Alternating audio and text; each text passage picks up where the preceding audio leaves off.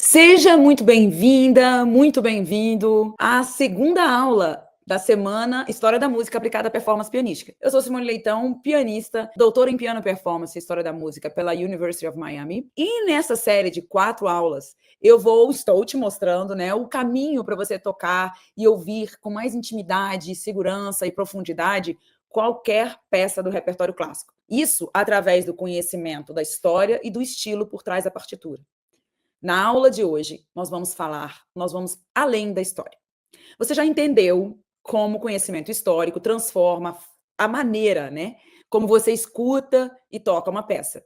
Mas a história sozinha não basta. Para alcançar uma interpretação verdadeiramente autêntica, com liberdade, segurança, fundamento e clareza, você precisa de mais 2 camadas essenciais.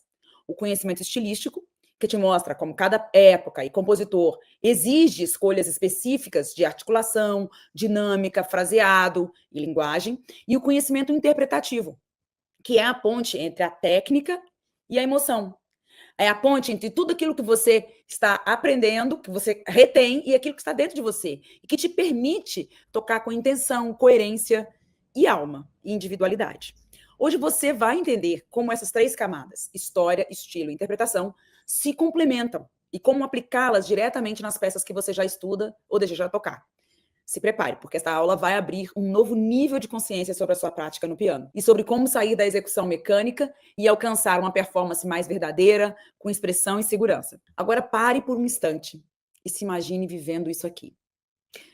O que significaria tocar uma peça com profundidade, consciência e liberdade, sabe? Você está tocando, você está tão dentro que você sai desse mundo aqui. O que mudaria se você dominasse todo o contexto histórico, o estilo e a interpretação por trás da música que você estuda? Significa ir além da execução técnica, significa ir além do tocar simplesmente. É sentir que você sabe o que está dizendo musicalmente. É poder tocar uma fuga de Bach, uma sonata de Beethoven, um estudo de Chopin, com a clareza de quem compreende o idioma da época e sabe se expressar com propriedade. Se você é aluno ou pianista amador, significa tocar com mais prazer, porque você sabe o que está fazendo e o porquê de cada escolha. É ver sua prática ganhar sentido, fluidez e resultado. Se você é professor, significa ensinar com base sólida, com argumentos, repertório, contexto, contar a história certa para o seu aluno.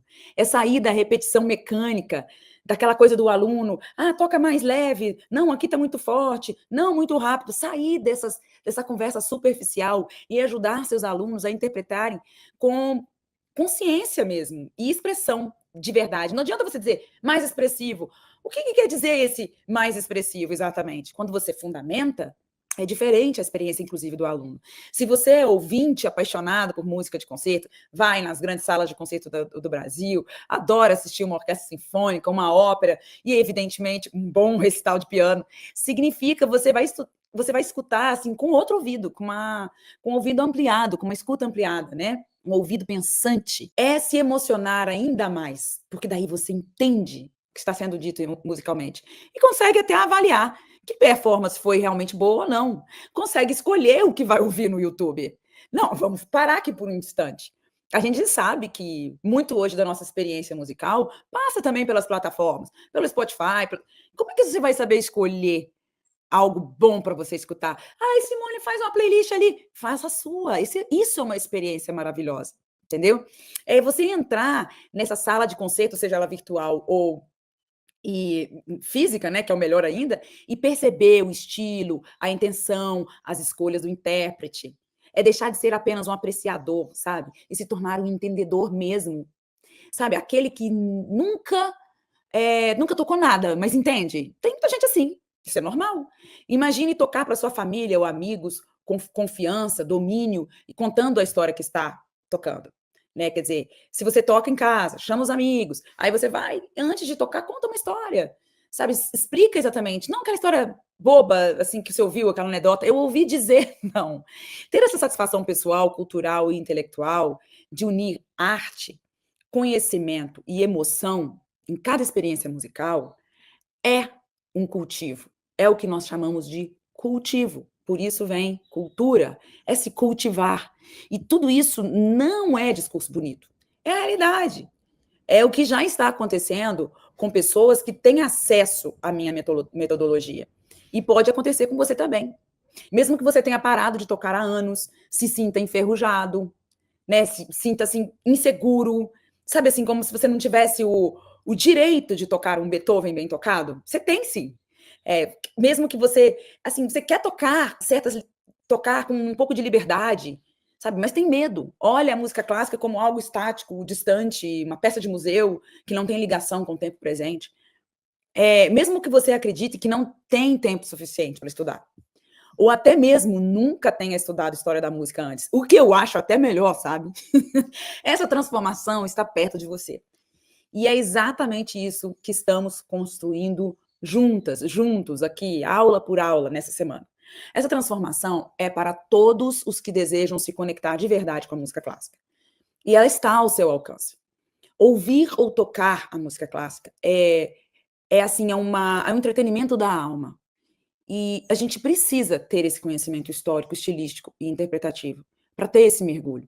Não é entretenimento do corpo, não é uma coisa. É profundo. E por isso a gente precisa ir profundamente.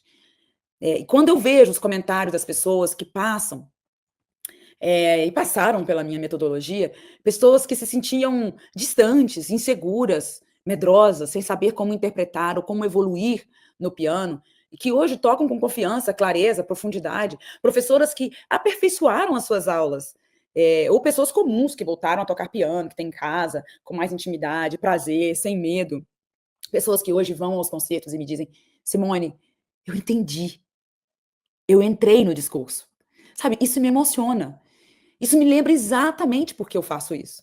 Levar esse conhecimento para mais pessoas é a minha missão. Porque eu sei que tem muita gente por aí se sentindo distante da música clássica.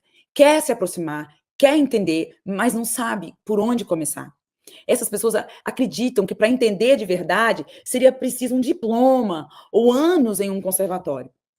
Mas deixa eu te falar com clareza. Não existe uma fórmula mágica, né? Existe um processo, existe um método. E quando você segue o caminho certo, com profundidade, com a certeza, com a clareza da direção, os resultados aparecem. Passo a passo, dia após dia, a sua escuta muda, a sua interpretação ganha vida, e o seu piano finalmente começa a soar como você sempre quis. O seu ouvido começa a entrar na história musical como você sempre quis. Eu mesma sempre sonhei com duas coisas: tocar com verdade, liberdade, emoção e individualidade, e democratizar esse conhecimento para que mais pessoas no Brasil pudessem ter acesso à música clássica com profundidade. É a minha missão, gente. Eu sou do interior do Brasil. E eu acho assim, tudo que doeu em você é muito parte da sua missão, sabe?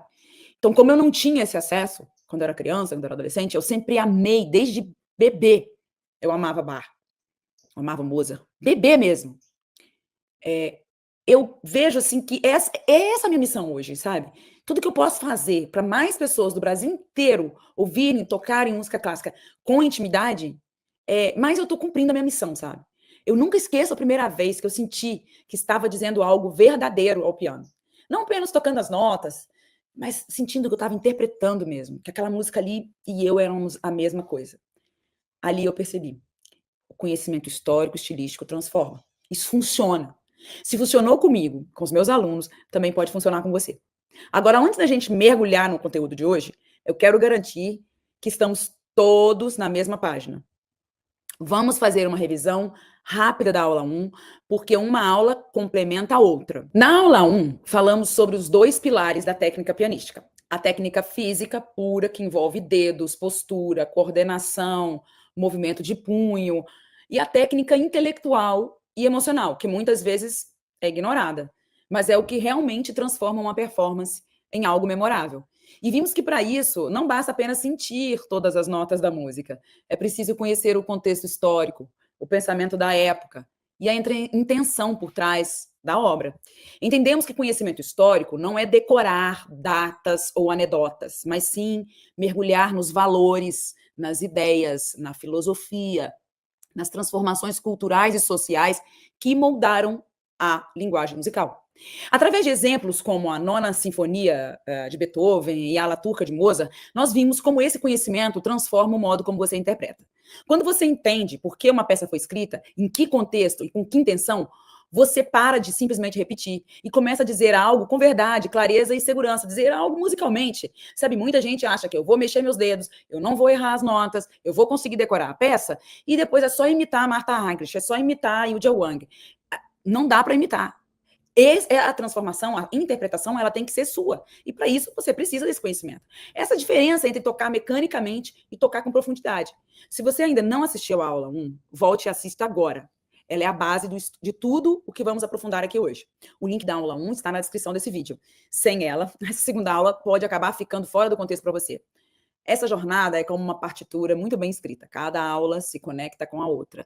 É como se fosse uma bela forma sonata. Se você pular uma, perde nuances essenciais do caminho que estamos construindo juntos.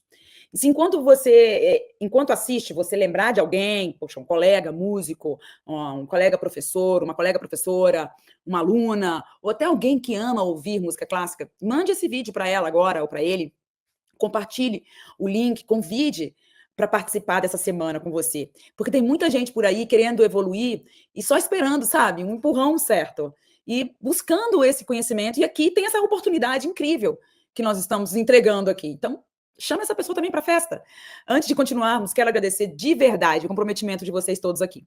Foi emocionante ver quantas pessoas assistiram a primeira aula e quantas mensagens eu recebi contando como o conteúdo fez diferença. Gente dizendo que voltou a se apaixonar pelo piano, que mudou a forma de escutar a música, o que finalmente entendeu o que faltava na sua interpretação.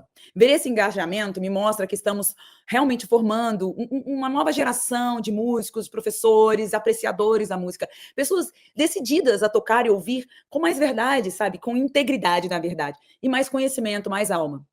Isso me dá ainda mais energia para seguir com vocês. Vamos juntos ativar a Concert Lovers. Hashtag Concert Lovers aí, gente. Yes! Porque o propósito de tocar melhor, entender mais, sentir mais, tem que ser maior do que qualquer desculpa, não é verdade? Pronto, fica aí. Tem uma coisa que eu sempre falo para os meus alunos. Se você não sabe o que quer transmitir ao tocar, qualquer nota parece insuficiente. Mas nenhuma diz, de fato, alguma coisa. Na verdade, qualquer nota parece suficiente, mas nenhuma diz, de fato, alguma coisa. E é exatamente por isso que muita gente, mesmo estudando, se sente travada, insegura, com medo, superficial na hora de tocar.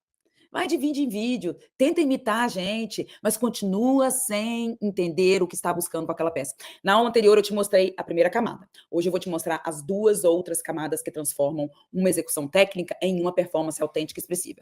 O conhecimento estilístico e o conhecimento interpretativo. Porque não adianta saber onde colocar o dedo se você não sabe o que quer dizer com aquela frase musical.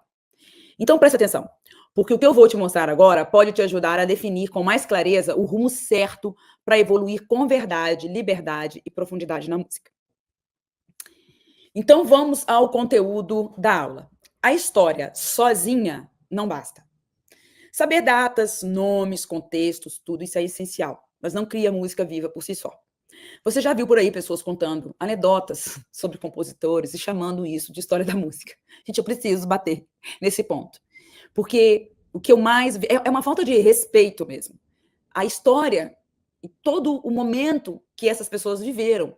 E deixaram para nós uma música escrita, gente. Olha que privilégio. Pois é, muita gente sai por aí falando: ah, não, Mendelssohn era um cara muito rico, por isso, tal coisa. Ele não sofreu. Ah, e Schubert sofreu demais. Você sabe que Schubert... Tá, sim, Mendelssohn era rico, Schubert sofreu, mas assim, é isso que é a história da música? Não, sério, fala sério. Você gostaria de ser lembrada dessa forma? Ah, Simone é guerreira. Terminou essa história da Simone. Não, entendeu? Essas pessoas falam isso porque não querem se aprofundar. A história da música é o estudo da evolução ocidental como pano de fundo para o desenvolvimento da música clássica. Esse desenvolvimento, essa evolução ocidental, passa por tudo. Evolução política, evolução do pensamento, né, de costumes, direitos, poderes. Tem muita coisa envolvida aí. Para tocar com autenticidade e liberdade, você precisa de mais duas camadas, além dessa que eu acabei de falar, que é extremamente importante, que é a história.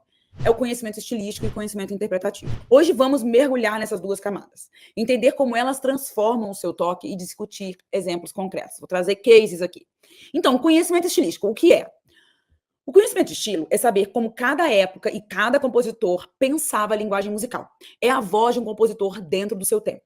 O estilo é um conjunto de características: harmonia, construção melódica, escolhas de forma, estruturas, células rítmicas mais constantes. O estilo é a linguagem mais profunda. Vamos imaginar aqui. Você passa ali na frente, na Avenida Atlântica, né? Se você já foi ao Rio de Janeiro, você mora no Rio de Janeiro, você vê aquele palácio que é o Copacabana Palace. De fato, é um palácio. Aí você olha e você imagina uma série de coisas. Só aquele palácio ali, parado, já te transmite muita coisa, porque tem um estilo ali, certo? Tem um estilo do início do século XX, tem glamour, o que te passa aí, né? A mensagem que só aquela arquitetura te passa por fora. Agora imagina, você tem a oportunidade de um dia entrar lá dentro, e não só ir numa festa, mas ter uma experiência no Copacabana Palace. Dormir naquela cama, sentir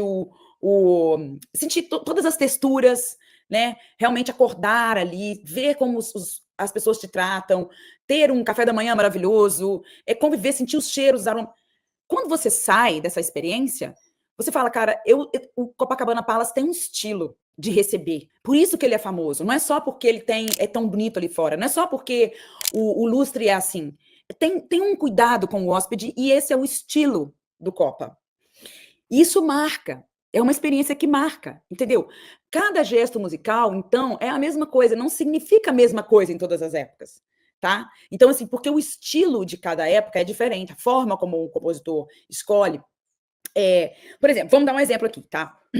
Vamos falar sobre dinâmica. Dinâmica tem tudo, certo? Dinâmica é piano ou forte, ou seja, baixinho ou alto. O que era forte no barroco?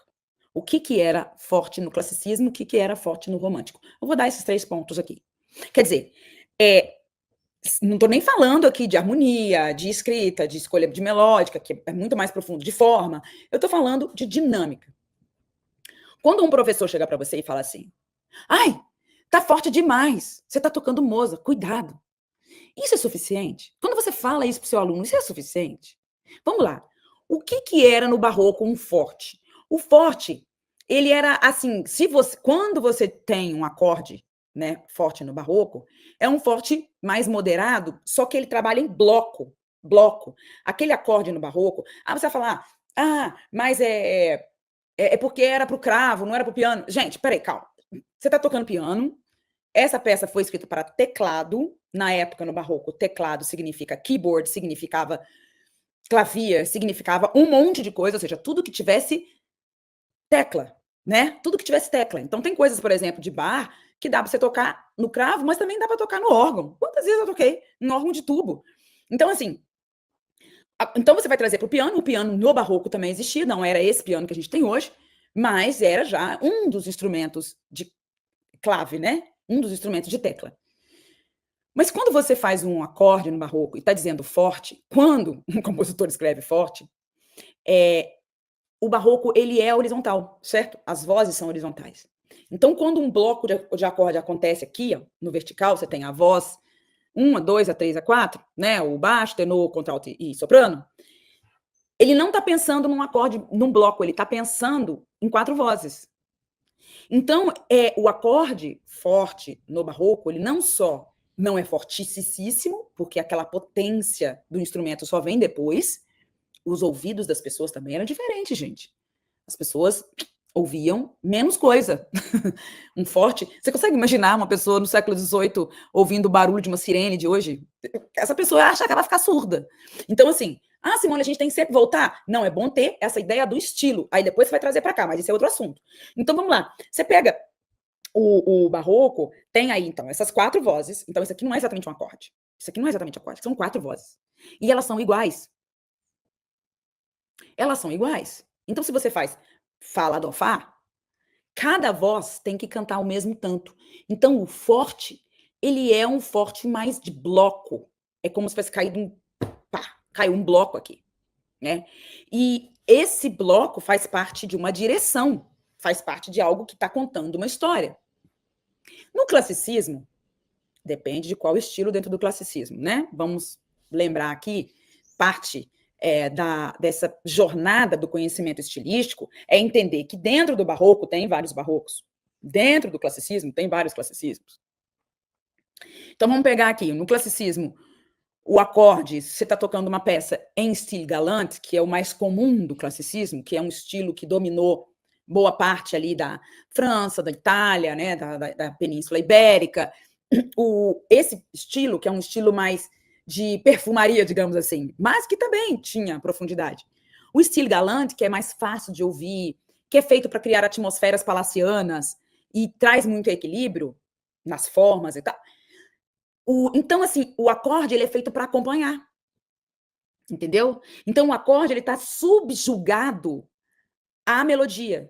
Lembrando que no classicismo é um estilo homofônico, diferente do polifônico, do barroco. A homofonia é isso, você tem uma voz importante. É o indivíduo, não é? O individualismo é tudo dentro do período do classicismo.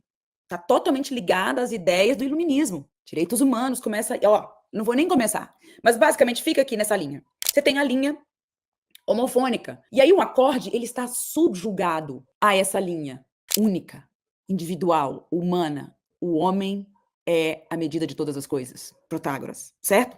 Então, esse acorde aqui, ele pode ser forte, mas não tão mais forte do que a melodia. Aí, quando você vai falar com o seu aluno, você não vai só dizer assim, tá muito forte pro classicismo. Aí, Simone, eu vou dar aula de iluminismo pro meu aluno? Não, mas você vai conseguir levá-lo para esse momento. Você vai dizer, olha, eu não vou dizer o que você vai dizer, você vai saber, porque você fez a jornada, né? Já no romantismo, vamos falar aí de um romance, não vou nem falar do romantismo tardio, tá? Eu vou falar do romantismo de Liszt, que para mim foi um dos grandes movimentos revolucionários da música clássica e da música de concerto, como também a gente chama, e claro, do piano. É um acorde forte no romantismo, ele é orquestral, ele é massivo. E muitas vezes ele pode ser até tenebroso, e muitas vezes a gente tem vários acordes, um atrás do outro, não é? Que, na verdade, é como se fosse a tormenta do homem do romantismo. A tormenta daquele século da liberdade, mas ao mesmo tempo também século de tantas revoluções, de tantas guerras, de tantas transformações, esse século da dúvida, século da busca pelo oculto. É esse século que está falando, entende? Então, esse acorde é diferente. Entendeu? Como o mesmo forte. Por que o mesmo forte no barroco, no classicismo e no romântico são diferentes? Isso é estilo. Isso é estilo. Quando você desenvolve esse ouvido estilístico, você não toca tudo do mesmo jeito. É impossível. Você começa a afinar o seu gesto ao espírito da obra, ao espírito do seu tempo. Zeitgeist. A história nos conecta como humanos. Quando estudamos os estilos, entendemos o que as pessoas buscavam expressar em seu tempo, o mesmo que também queremos agora. A existência humana, ela tem as mesmas angústias, alegrias, anseios, dificuldades, estresse, medo. Isso tudo é vivido de formas diferentes, em estilos diferentes, assim como a arquitetura, assim como a gastronomia, em épocas diferentes. Mas é a mesma existência humana, é o mesmo humano. E essa conexão, ela precisa ser feita através do estilo. Então, olha só, quando falamos estilo, poucos exemplos são tão reveladores quanto Bach e seus filhos. Por exemplo, Johann Sebastian Bach. Ele era a síntese do barroco tardio. O contraponto dele era aquele contraponto absoluto, maior que podia ter. Quando estava todo mundo já fazendo música homofônica, o estilo galante já estava começando, milhões de coisas acontecendo, o cara escreve a arte da fuga, que é uma fuga de 1 hora. A música, para ele dizia que a minha música ela é feita para louvar e engrandecer o nome de Deus e abençoar o meu semelhante, né? E edificar o meu semelhante. Então, era um serviço, né? Então, esse é Bach, esse é o pensamento de Bach, esse é o barroco de Bach. Mas os seus filhos, Paul Philipp, que nasceu em 1710, e Johann Christian, que nasceu em 1735, eles são atores fundamentais da transição para o classicismo. Teve outros filhos também, Wilhelm Friedrich e tal, só que esses dois realmente deixaram um legado consolidado, né? Então, Carl Philipp Emanuel vai ser o Kapellmeister de Frederico da Prússia, se estabelece em Potsdam, que hoje, quer dizer, ali é Grande Berlim, digamos assim, né? E ele é o ator principal, o cara que criou o estilo Empfindsamkeit, que é sobre sensibilidade, gestos súbitos de expressão, algo que traz a natureza como o principal, é um estilo dentro do classicismo que faz o link do ser humano com a sua alma. Já estamos saindo do estou fazendo para Deus, para edificar os meus semelhantes, não é? E aí Johann Christian já é né, que a gente chama de The London Bar, que foi estudar na Itália, se converteu ao catolicismo, ele fez uma coisa completamente diferente, que o pai era super luterano. Ele vai e ele é o rei, o mestre do estilo galante, que é claro, cantabile, que tem um pouco de ópera, que tem o lirismo da ópera, né? Então, a gente comparando o Bach com a sua geração, né? A gente tem então também Bach é de um jeito, Handel é de outro. Handel nasceu no mesmo ano e era alemão também, e era luterano também. Só que a música de Handel, né? Ela teve também uma ligação muito forte com a Itália, porque ele estudou na Itália, ele foi compositor de ópera. Handel faz um outro caminho. Bach é funcionário público, digamos assim. Ele trabalha ali para a igreja, né, e para os duques luteranos das cidades onde ele viveu e para alguns pequenos palácios, né? Ele trabalhou uma época na corte de Cothen, né? Então, assim, ele vivia naquele ecossistema ali, todo equilibrado, todo já super mantido, né? Já Handel não. Handel vai para a Inglaterra. Ele resolve não trabalhar para ninguém. Ele resolve ter a própria companhia de ópera. Ele quebra, melhora, sobe. Empreendedor, né? Sofre tudo que o empreendedor sofre. Tem que lidar com as vontades do público, das coisas que um dia estão ótimas para ele, outras não. Ah, Simone, ele fazia música para o rei da Inglaterra. Sim, o rei da Inglaterra era um dos clientes dele. E é diferente a música dele por isso. Entende? Então, assim, quando você compara Bach com Handel e outros do estilo barroco, e você olha e vê que na mesma época, de certa forma, os filhos dele já estavam criando outra linguagem, mais linear, menos densa, com mais foco na clareza, no contraste, na surpresa.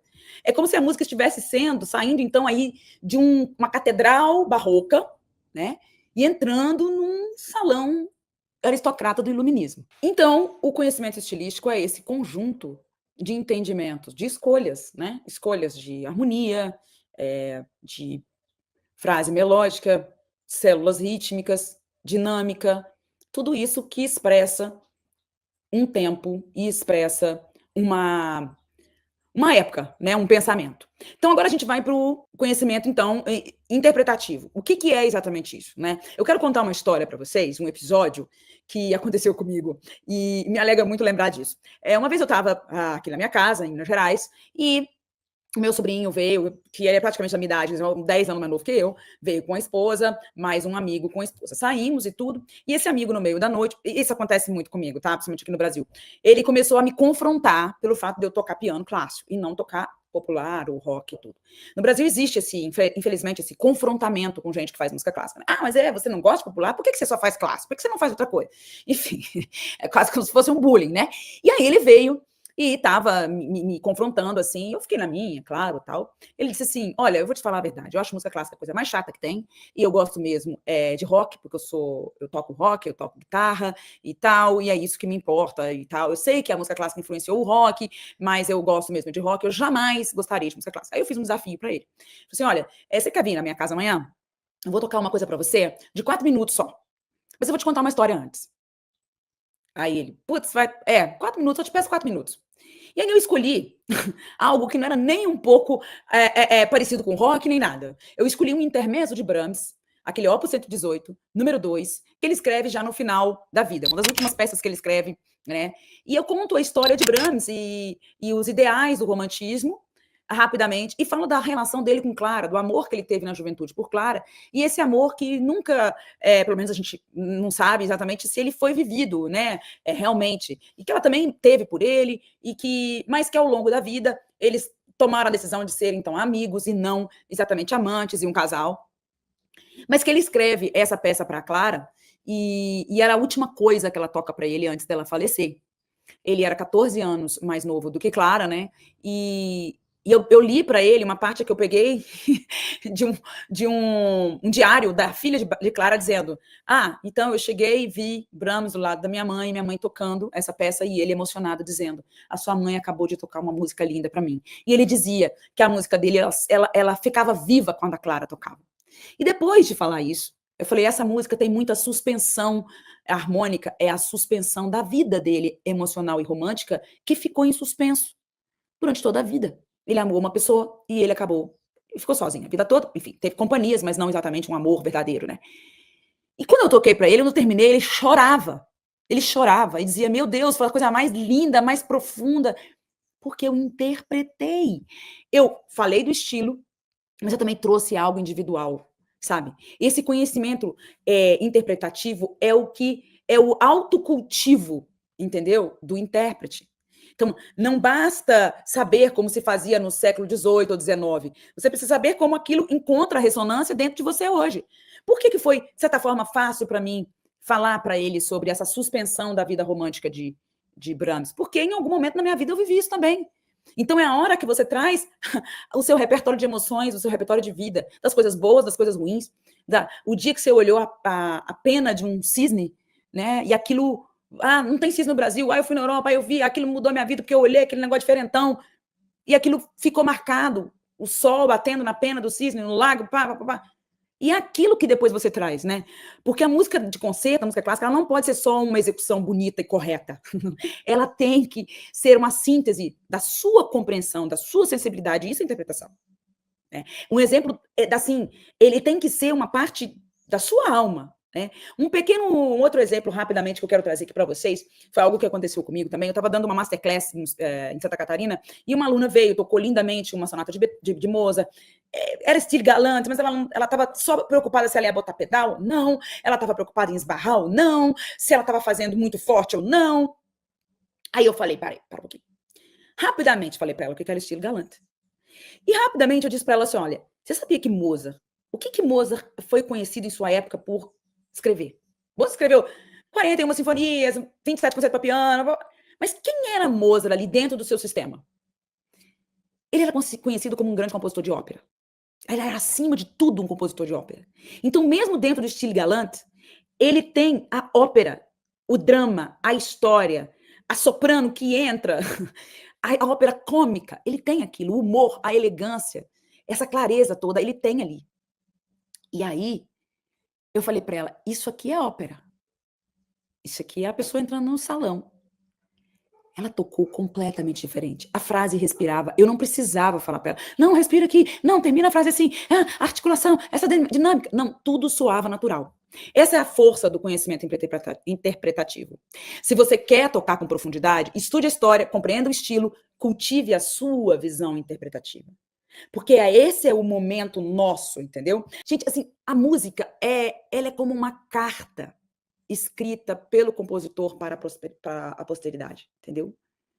Ela é uma carta escrita do compositor para a posteridade. E é isso. A interpretação, ela passa pelo autocultivo. É um autoconhecimento, entende? Então, para terminar, Liszt, por exemplo, inventou o espetáculo do recital de piano. Você sabia que não existia antes de Liszt? Então, ele criou aquilo. Ele colocou o piano no centro de um teatro de ópera, onde que o século XIX foi o século da ópera, né? Então, as pessoas iam ao teatro, ao invés de assistir uma ópera, elas viam um pianista sozinho, com o piano de lado. Ele criou a história de que o pianista tem que tocar de cor, ele criou a história de que tem que ficar de lado para ver as mãos, porque tem tudo ali do século XIX. O heroísmo, o sentimentalismo, o amor, a perda, o oculto, a tristeza, a guerra, tá tudo ali. Ao mesmo tempo, o que isso fala com a gente hoje? O que você tem hoje para trazer para esse patrimônio da humanidade? Isso é a interpretação. Então, o que vimos hoje? Na aula de hoje, vimos que a história da música ela é fundamental, mas ela sozinha não basta para uma performance verdadeiramente expressiva. Para tocar com autenticidade, liberdade, sem medo, é preciso ir além da técnica e do conhecimento histórico, desse contexto histórico. É preciso acessar outras duas camadas fundamentais. Preciso acessar o conhecimento estilístico, que é a voz do compositor dentro do seu tempo. Existe o estilo do tempo e existe o estilo do compositor dentro desse estilo. Entendemos como o forte no barroco é diferente do forte em Mozart, por exemplo, no classicismo ou no romantismo, e como cada época tem as suas nuances e intenções sonoras próprias. Falamos de sensibilidade, de contexto, de estilo.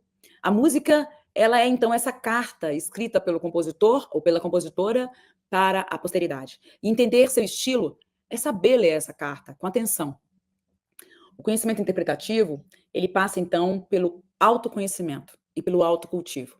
É como se a gente fosse vivendo aí pela vida, segurando as emoções, as sensações de tudo, e cada vez que a gente se conectasse com esse estilo, a gente fosse tirando algo nosso ali. Por isso que, quando eu toco, eu sempre ouço. Parece que você compôs essa música agora.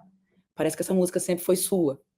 Simone, as minhas performances são... Eu posso dizer para vocês, Se as minhas performances são perfeitas ou não, eu não sei. Eu não sei. Algumas eu acho que chegam perto, outras nem tanto, mas não é isso que importa. O que importa é que eu tenho esse autocultivo e eu coloco ali, porque esse é um exercício necessário que me faz artista, né? Relembramos, então, histórias de como a minha aluna, né, tocava Mozart de um jeito e depois que ela foi colocada no contexto e no contexto histórico, então ela foi trazida para o estilo, ela conseguiu interpretar. Interpretar, então, não é somente, simplesmente sentir, expressar emoção. Nossa, eu tô sentindo. Como é que você sente? Né? Eu me pergunto isso assim, tipo, nossa, eu tô sentindo. É como se, tipo assim, eu esperasse um toque de alguma coisa extraordinária. Interpretação é exercício. É um exercício. É um exercício de dentro para fora que você faz enquanto você está estudando a peça. Não é assim, pronto, já que eu tô tocando todas as notas certinho, não tô esbarrando, não tô fazendo forte demais, não tô fazendo piano demais, não tô nananana, uma hora o raio da santa música vai cair sobre mim e eu vou sentir. A gente sente porque nós somos humanos. E como eu disse, cada vez mais, ser humano vai ser o extraordinário nesse planeta. Se expressar com essa emoção que você sabe de onde tirar e onde ela está. Ah, Simone, não tem espaço para o extraordinário? Ah, vai acontecer sim, vai acontecer o extraordinário, depois que se puxar todas essas camadas, né? O cultivar, se autocultivar é também cultivar o repertório, a consciência e a liberdade. Essa aula foi sobre escutar melhor para tocar melhor. É sobre tocar com verdade, respeitando o estilo e a voz do compositor e a você mesmo, a você mesma. E muita gente já veio me perguntar no direct aqui nos grupos, Simone, tem algum jeito de continuar aprendendo contigo depois dessa semana? Porque as pessoas já estão se apegando, eu acho lindo também, me apego a vocês. E a resposta é sim. Eu tenho um curso completo, uma oportunidade, gente. Eu fico pensando se no meu tempo tivesse alguém assim, que fosse pianista e tivesse doutorado em História da Música e colocasse junto um curso completo, né? Ali eu ensino história da música aplicada à performance de forma aprofundada, com contexto, interpretação, estilo, repertório e suporte. Mas isso é um assunto para depois. Agora, vamos viver o momento. O foco é você aproveitar ao máximo as aulas gratuitas dessa semana. Agora presta atenção. Você não pode perder a aula 3. Ela será liberada na sexta, às 8 da manhã. Nela eu vou te mostrar o caminho para entender, ouvir e tocar música clássica além da partitura. Após a aula 3, eu vou liberar um quiz no grupo de WhatsApp. Quem responder usando as palavras-chave das 3 aulas participa do sorteio de uma vaga no meu curso completo. Esse sorteio acontece na aula de encerramento no domingo, às 20 horas. E o sorteado precisa estar ao vivo. Entendeu? Você não pode só, eu sei as 3 chaves, as 3 palavras-chave. Então, anota aí.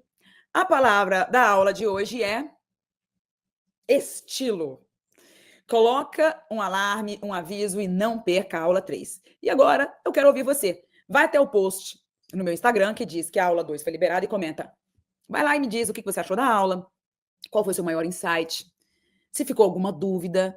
Escreva lá que eu mesma vou responder vocês depois nos comentários, tá? Vamos ativar o hashtag #ConcertLovers, porque o propósito de crescer, evoluir, tocar com verdade a música clássica é maior do que qualquer dificuldade ou desculpa, não é mesmo? Se você ainda não está no grupo de WhatsApp, entre agora.